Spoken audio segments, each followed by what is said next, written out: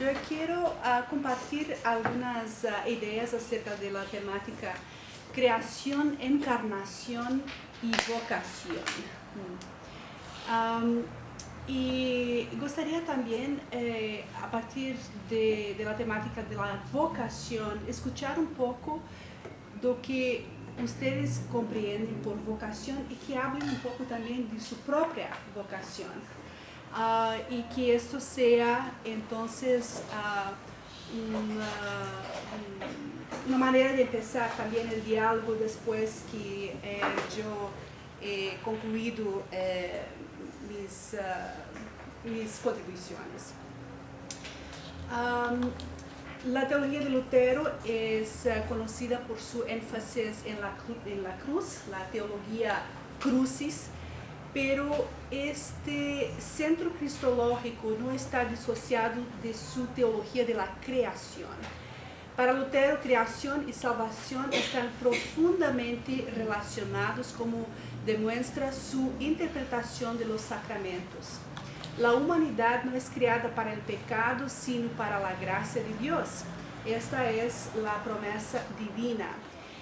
¿Qué consecuencias tiene esto para nuestra vocación como criaturas de Dios? Vocación como criaturas de Dios. En el lenguaje popular, muy a menudo se habla de vocación como el trabajo que uno hace o como sinónimo de empleo, o sea, una actividad remunerada, o ainda quando alguém tem um trabalho que é mal remunerado e todavia lo hace, assim decimos, é sua vocação, ¿no?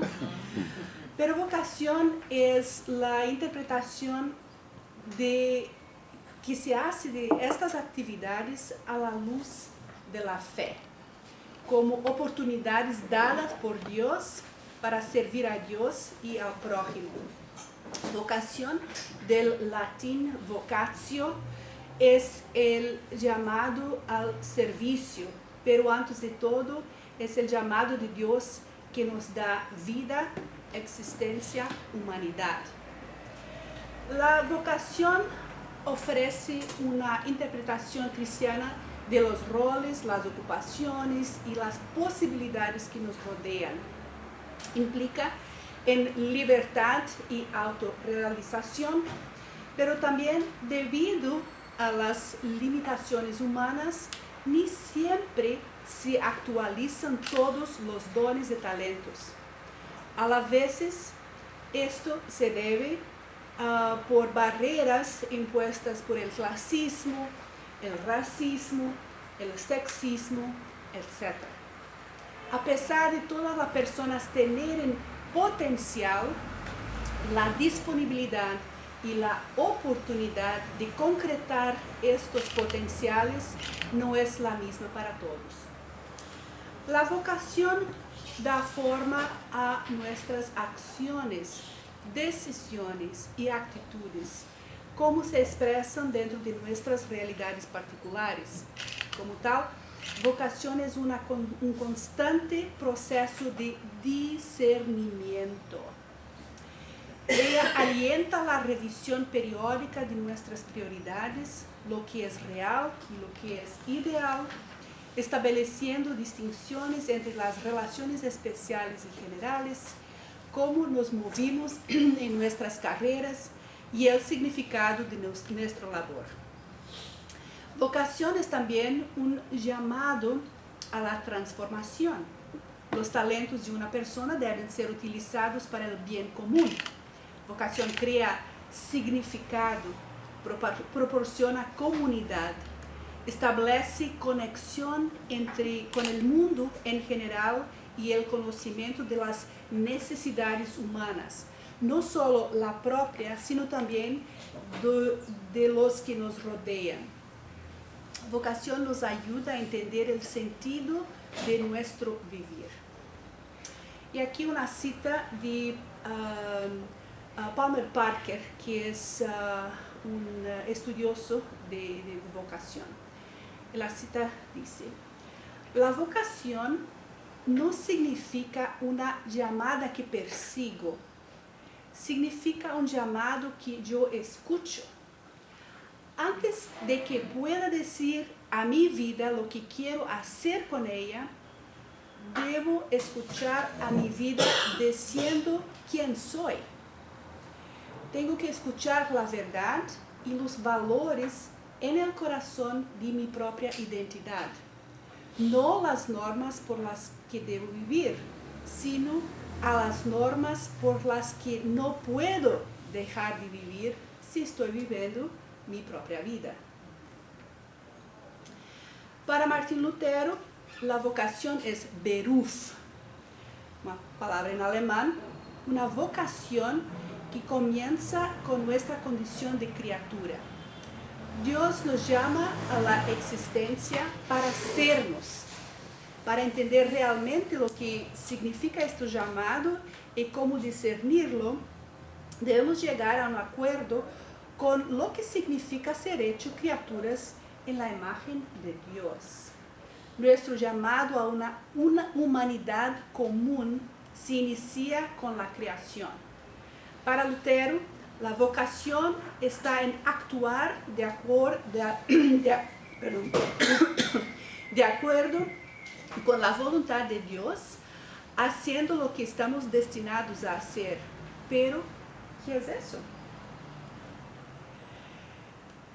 En 1528, Lutero publicó una serie de sermones sobre el catecismo, aunque tanto el pequeño como el gran catecismo, así como su comentario sobre el Génesis, expongan su teología de la creación en detalle, el hecho que Lutero tuvo que presentarla de manera clara y concisamente como sea posible en un sermón, nos da una indicación de qué temas eran cerca de su corazón. Esto es lo que dijo acerca de la creación, una cita. El primer artículo enseña que Dios es el Padre, el Creador del cielo y de la tierra. ¿Qué es eso? ¿Qué significan estas palabras? El significado es que yo creo que soy una criatura. Soy una criatura de Dios, que Dios me ha dado cuerpo, alma, buena vista, buena visión, buena vista, ¿se dice así? ¿Sí? La razón, una buena esposa o marido, hijos, campos, prados, cerdos y vacas, y además de eso, me ha dado los 4 elementos: agua, fuego, aire y tierra. Por lo tanto, este artículo enseña que usted no tiene su vida de sí mismo, ni siquiera un pelo. Ni siquiera tendría una oreja de cerdo si Dios no lo había creado. Todo lo que existe está comprendido con esta pequeña palabra, creador. La creación entera proporciona oportunidades para el encuentro con Dios en gratitud. Todos los recursos materiales deben remontarse a Dios, dice Lutero, porque son dones de Dios puestos en práctica, no solo en el espíritu, sino también fuera y hacia las personas. Por lo cual Dios nos da dones corporales y quiere que disfrutemos de esos regalos con alegría. Sin embargo, esos bienes materiales no son derechos que se deben tomar por sentado.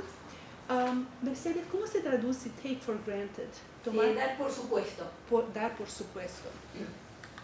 O podría decir presuponer, si quieres usarlo.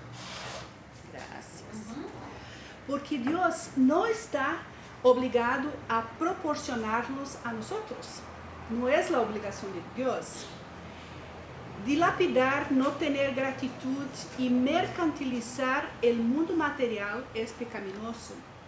Como Lutero explica, la petición en la oración del Señor, danos hoy nuestro pan de cada día, Dios es el que ofrece y sostiene. Y en esto experimentamos gracia y por ello damos gracias. Cuando las cosas materiales se convierten en el centro de nuestras preocupaciones, entonces impera Mamón y no Dios. Dios nos crea y promete cuidar de nuestras necesidades. Pero tomar estos recursos que nos son concedidos por sentados, o que tenemos el derecho, como un derecho adquirido, y sermos administradores irresponsables, es pecaminoso. La vida es un regalo, al igual que toda la creación. La teología de Lutero nos permite ver la creación como una manifestación de la gracia de Dios, de la cual somos invitados a participar y la cual debemos compartir con otros. También nuestros cuerpos y nuestra sexualidad son regalos de Dios para nosotros, en el cual podemos deleitarnos. Para Lutero, la creación del mundo material de Dios es para ser disfrutada. Permítame citar su comentario sobre el Génesis. Aquí otra cita. Estos dones parecen seculares y profanos. Un estoico o un fariseo le preguntarán si son lícitas. Las personas de este tipo son extremadamente desagradables. Ellos no permiten que el cuerpo tenga placer y alegría.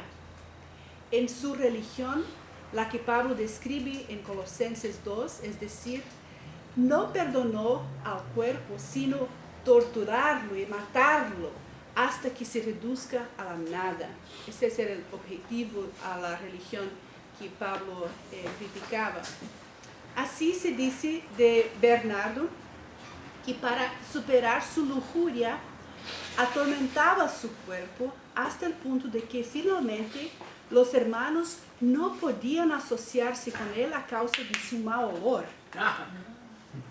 Dios creó el cuerpo y el alma, y Él quiere que la recreación sea permitida a ambos, pero en cantidad y modo delimitados. Hasta aquí. Todo lo que tenemos entonces, por más pequeño o insignificante que pueda parecer, fue dado por Dios. Nada viene a la existencia de nuestro propio poder. Todo apunta de nuevo a Dios. ¿Cuál es la consecuencia de esto? Lutero nos enseña, pero si todo es en don de Dios, entonces lo debes a Dios que lo sirvas con todas esas cosas y con alabanzas y gracias a Él, ya que Él les ha dado y todavía los conserva. Cuerpo y alma, los 5 sentidos, ropa, alimentos, vivienda, mujer, marido, niños, ganado, la tierra, de todo se desprende que deberíamos servir, obedecer, alabar y darle gracias. Lutero interpreta la creación a través del marco de la gracia. Como seres humanos, somos los destinatarios de muchos regalos, desde el bienestar de los cuerpos hasta la salvación por medio de la cruz. En mi opinión, Lutero lee la creación a través de la lente de la justificación por la fe. Tanto la creación como la redención, el tema del segundo artículo, son experimentados por la gracia. Y la misma gratitud se manifiesta cuando decimos, creo en Jesucristo. La teología de Lutero es conocida por su énfasis en la cruz, la teología crucis. Pero este centro cristológico no está disociado de su teología de la creación. Para Lutero, creación y salvación están profundamente relacionados. Y el clave es la encarnación.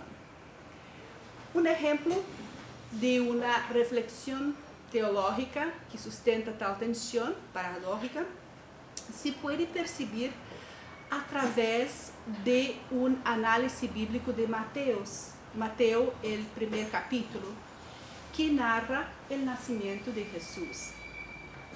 Esta versión, diferente de la de Lucas, ofrece una breve pero poderosa descripción de los acontecimientos que predecieron al nacimiento de Jesús. En mi opinión, ofrece subsidios importantes acerca de la encarnación. Encarnación en sí mismo es una paradoja, ya que combina las dos naturalezas, divina y humana, en Jesús. La encarnación es al mismo tiempo una declaración de fe desconcertante, impresionante y vigorizante. Que el Verbo se hizo carne y habitó entre nosotros, como nos acuerda Juan. El hecho de que Dios se hizo carne y habitó entre nosotros, asumiendo plenamente su cuerpo humano, revela a un Dios que se regocija y sufre con la creación. Porque de Lutero hemos escuchado solo lo que es bueno en la creación. Pero la creación también sufre, así como sufrimos nosotros en pecado. Y el Cristo encarnado es una opción de Dios por la vulnerabilidad. El Evangelio de Mateo nos dice que José y María estaban comprometidos, prácticamente casados. Según la tradición judía, el matrimonio era un proceso de 2 pasos. Ustedes saben acerca de eso, ¿no? Uno de ellos era el procedimiento legal y el otro era la vida real juntos. Y la parte pública de la ceremonia se había realizado, pero al parecer no la segunda. Cuando María se encuentra embarazada, José parece muy seguro que el hijo no es suyo. Y esto crea una situación difícil. El texto dice muy poco acerca de María. Se dice en el versículo 19 que José, su marido, como era justo, no quería infamarla, quiso dejarla secretamente. No sabemos si José era justo porque quería divorciarse de ella en secreto, si él no quería avergonzarla, o porque no siguió los procedimientos legales. Al estar ya casado, el embarazo de María fue un signo concreto de adulterio. Un delito castigado con Una lapidación. lapidación. Claro. Divorciarse de ella en público no era más que una vergüenza, sino una amenaza. Una condena a muerte. Una condena. María podría ser lapidada hasta la muerte. De hecho, al ver a María como una mujer adúltera, puede parecer chocante para muchos cristianos. Sin embargo, una mirada más cercana a otras mujeres en la genealogía de Jesús muestra que su linaje está lejos de ser prístina. Tamar es una mujer recordada por su inteligencia cuando un sistema patriarcal benefició a su suegro. Vistiéndose como una prostituta, se quedó embarazada de su suegro. Bajo la acusación de adulterio, ella fue capaz de producir el anillo y personal, staff, El bastón. bastón. y el bastón de su suegro. Y así demostrando que él era el padre, asegurando así su supervivencia a través de la ley del levirato. Rahab también está en la genealogía de Jesús. Una prostituta conocida por el papel fundamental que tuvo en la ocupación de Jericó al ayudar a los espías israelitas. Ruth es una extranjera, recordada por sus habilidades de estrategia y supervivencia, con la ayuda de su suegra. Luego viene la mujer de Urías, más conocida por su nombre Betsabé. Esta es una historia sórdida de cómo David expuso que Urías fuera asesinado en una batalla para que David pudiera mantener a la esposa de Urías, a Betsabé. Todas esas historias de vida comprenden el árbol genealógico de la familia de Jesús. A través de tantas vueltas y revueltas, es evidente cómo seres humanos son frágiles, dependientes y pequeños en el gran esquema de las cosas. Es importante recordar que esas historias son parte de la herencia de Jesús, porque Jesús asume por completo la vulnerabilidad, la debilidad, la dependencia de Dios y cuenta con su intervención. Esta intervención liberadora garantiza seguridad, garantiza supervivencia. Las narrativas bíblicas acerca de esas 4 mujeres no se incluyen de forma accidental. Hay intencionalidad. Cada ser humano presente en la genealogía de Jesús está ahí porque Dios actúa de maneras extrañas, misteriosas y a la vez incluso humorísticas. Martín Lutero, al comentar sobre ese pasaje, también se dio cuenta de las mujeres de dudosa reputación que aparecen ahí en la genealogía de Jesús. Su explicación nos transmite aspectos importantes de una teología de la encarnación. Dios podría haber elegido nacer en un palacio y, sin embargo, optó por un humilde establo. Dios pudo haber escogido a cualquier mujer para dar a luz al Salvador y, sin embargo, optó por una joven llamada María. Dios pudo haber escogido a alguien rico y poderoso y, sin embargo, se deleitaba en una adolescente pobre. En su comentario sobre el Magnificat de 1521, Lutero subraya la humilitas de María, humilitas, que es la palabra en latín, su humildad y su humilde procedencia. De manera similar, todas las mujeres de la genealogía están ahí para mostrar que Dios no escogió a la perfección, pero la vida real y personas reales. La historia de la familia de Jesús, y aquí cito Lutero, la historia de la familia de Jesús es como la tuya y la mía. Es la historia humana en su aspecto más frágil. Es en su vulnerabilidad se hace la perfección. La genealogía se cierra con una información sorprendente. El Mesías tenía que nacer de la casa de David. Este linaje, sin embargo, se da por medio de José y no a través de María.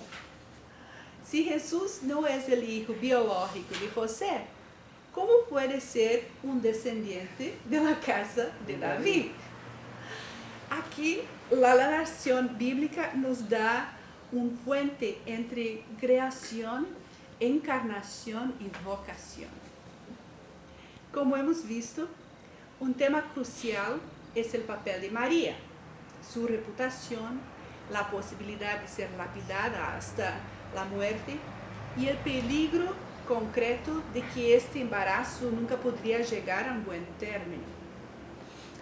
Creemos que los encuentros cercanos de Jesús con la muerte vienen con su ministerio y su vida adulta. Tal vez podríamos ver el peligro en la narrativa de la Navidad, ya que Herodes mató a otros niños. En la narrativa nos damos cuenta de que Jesús es el divino encarnado, un Dios vulnerable que está en riesgo desde el principio de la encarnación. José decidió divorciarse de María, lo que permitiría al verdadero padre asumir su paternidad. Sin embargo, la historia deja claro que José tiene un papel importante, por eso de la descendencia de David, no obstante, debido a su linaje. Ahora, el texto hace hincapié en que José es un hombre justo. Él es probablemente un responsable ciudadano judío, pero también es un varón y como tal beneficiario de un sistema cultural y social que privilegia a los varones. En línea con sus antepasados de la genealogía de José, que figuran ahí, él también podría desempeñar el papel del patriarca omnipotente. Y la historia de Jesús podría haber terminado incluso antes de empezar si José había sido el patriarca omnipotente. Pero la narrativa tiene una peculiaridad. Un ángel aparece a José en un sueño. Lo que se ha engendrado en María es del Espíritu Santo. Dará a luz un hijo y José habrá de nombrarlo Jesús, porque él salvará al pueblo de sus pecados. Al nombrar al hijo, José asumirá oficialmente su responsabilidad. La responsabilidad hacia el hijo como un padre, pero también la responsabilidad ante a Dios, porque el ángel habla en nombre de Dios. Aquí hay un llamado, hay una vocación. Al convertirse en el padre de Jesús, José asegura el linaje mesiánico, elimina el peligro de la mala reputación de María, arroja lejos la amenaza de ser lapidada y asegura que Jesús nacerá de manera segura también. Al responder al llamado, José está abierto a las sorpresas de Dios. Encarnación es la opción de Dios por la vulnerabilidad en el mundo. De una manera más sorprendente, esta vocación de José y de María no se logra a través de la fuerza. Esto se logra por asegurar la supervivencia, el nacimiento de un niño indefenso. El vínculo entre las piezas de esta construcción, entre vocación, creación y encarnación, es la continuidad de la vida, una vida que es frágil, vulnerable. Esta vulnerabilidad incluye una joven capaz de tomar decisiones con respeto a su propio cuerpo. Y eso